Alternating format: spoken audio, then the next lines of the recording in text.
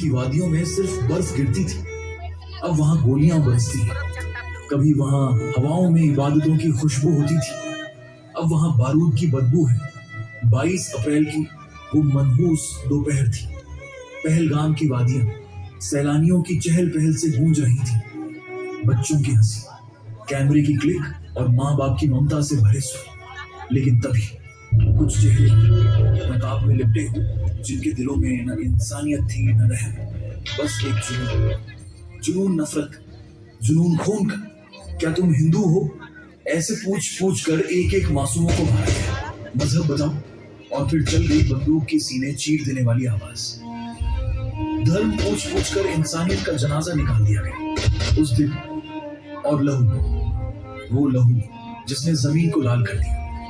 वो कश्मीर जहां कभी कबूतर उड़ते थे, अब वहां लाशों के ऊपर चीलें मंडराती हैं। लेकिन एक सवाल अब भी गूंज रहा है, क्या हम चुप रहेंगे? क्या हमारी एकता इतनी कमजोर है? नहीं, भारत की मिट्टी वीरों से बनी है। यहाँ हर घर में एक भगत सिंह, एक लक्ष्मीबाई जन्म लेता है।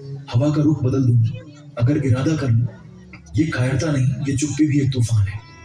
और इसी तूफान की कहानी है हमारा ये नाटक।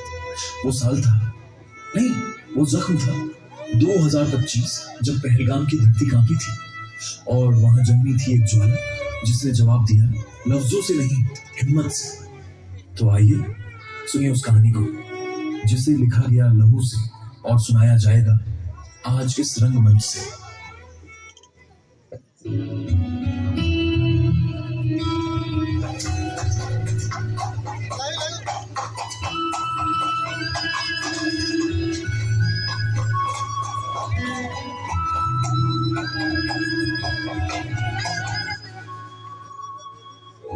ओ भाई साहब, सच में अगर धरती पर कहीं जन्नत है तो यही है, यही है। सही कहे साहब, कश्मीर है ही जन्नत और ये पहलगाम उसका दिल। अरे साहब, यहाँ की हवा में भी सुकून घुला हुआ है। घोड़े की सवारी करोगे क्या? ऊपर बाईसारन तक जाना है तो? हाँ यार, यही तो सुना है, बाईसारन मिनी स्विट्जरलैंड। लेकिन भाई पहले बता दो, तुम हो कौन?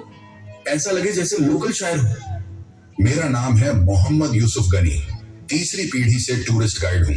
मेरे दादाजी ने जवाहरलाल नेहरू को भी यहाँ घोड़े पर घुमाया था। अरे वाह, तब तो भाई आपसे बेहतर गाइड कौन होगा? चलो फिर, आज तुम्हें मैं दिखाता हूँ वो पहलगाम जो सिर्फ फोटो में नहीं दिल में उतरता है।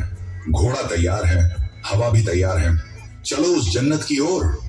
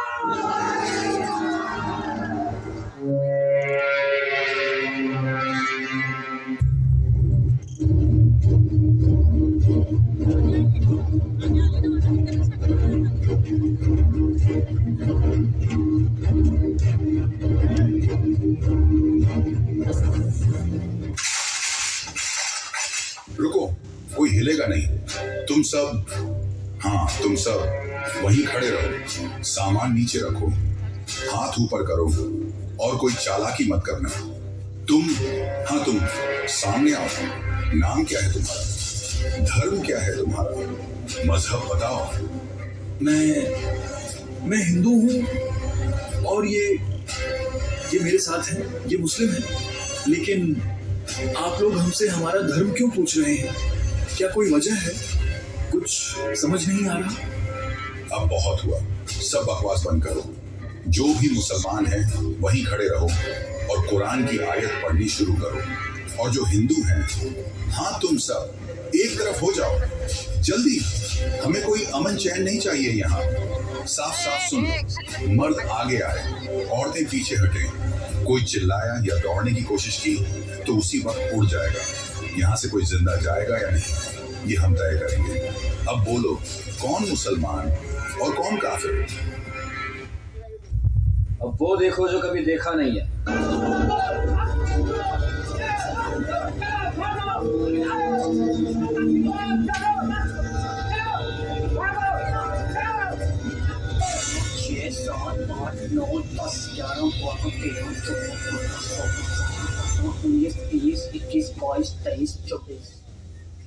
अरे ओ काफिर, बता देना तुम्हारे मोदी को।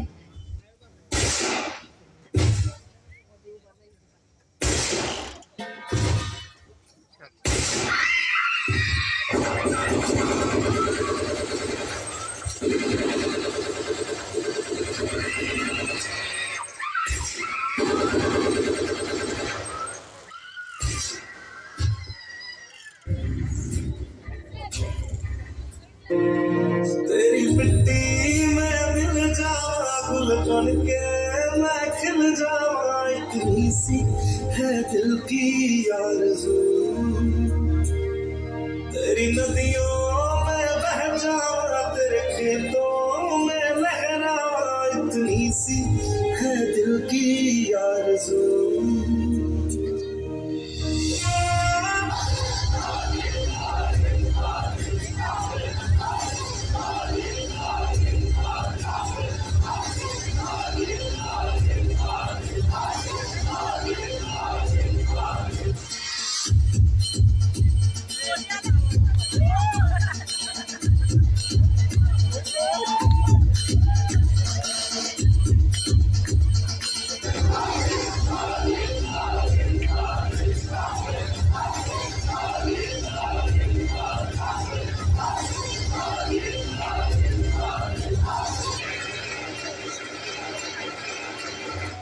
अप्रैल को जम्मू कश्मीर के पहलगाम में आतंकियों ने मासूम देशवासियों को जिस बेरहमी से मारा है, उससे पूरा देश व्यथित है।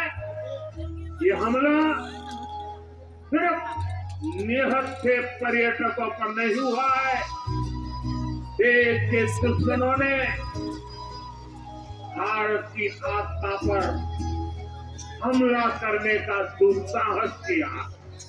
मैं बहुत स्पष्ट शब्दों में कहना चाहता हूं, जिन्होंने ये हमला किया है उन आतंकियों को और इस हमले की साजिश रचने वालों को उनकी कल्पना से भी बड़ी सजा मिलेगी, सजा मिल करके रहेगी।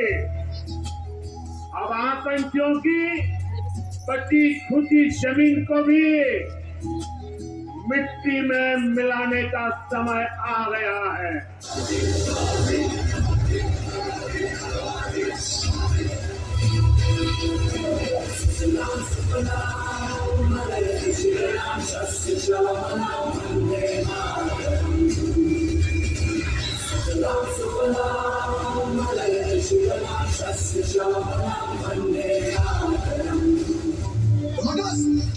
Who are we?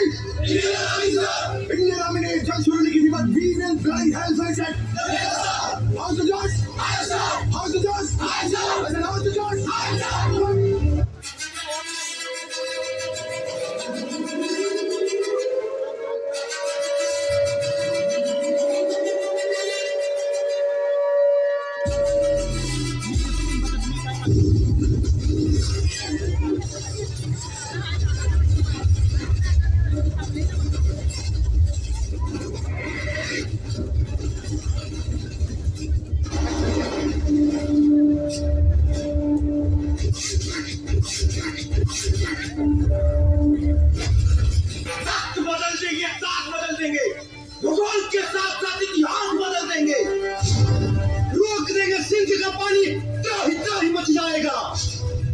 लाहौर में गूंजेगा वंदे मातरम, कराची जय हिंद चिल्लाएगा। मोहल्लत में अगर 2 घंटे की पाकिस्तान खत्म हो जाएगा।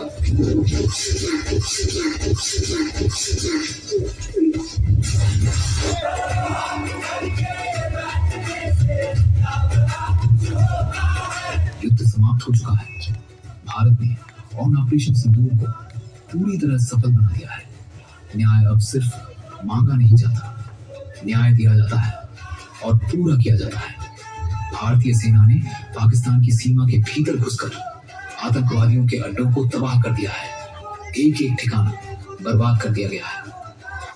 लाहौर के एयर डिफेंस सिस्टम को भी तोड़ दिया गया है। अब पाकिस्तान को सीधी चेतावनी दी गई है।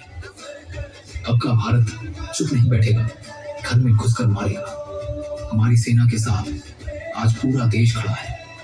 रूस द्वारा दिया गया S-400 डिफेंस सिस्टम हमारी रक्षा में चौकस खड़ा है।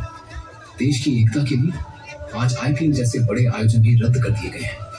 हर नागरिक, हर बच्चा, हर विद्यार्थी आज सब सैनिक बन चुके हैं। भारत माता के सच्चे सिपाही बन चुके हैं। यहाँ तक कि बाल शिविर के छात्रों ने 2 दिन पहले हुए ब्लैकआउट का भी डटकर सामना किया, मॉकटेल सफलतापूर्वक पार किया और दिखा दिया कि एकता और अनुशासन हमारे खून में है। आज का भारत नया भारत है जो किसी भी हमले का जवाब दुगनी ताकत से देगा। हम तैयार हैं हर परिस्थिति के लिए, हर मोर्चे के लिए।